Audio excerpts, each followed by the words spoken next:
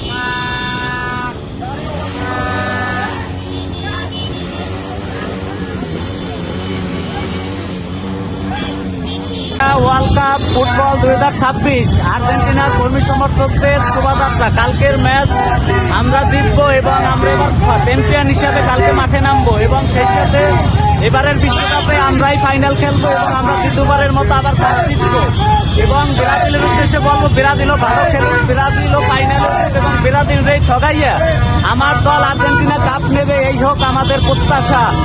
Argentina জিন্দাবাদ।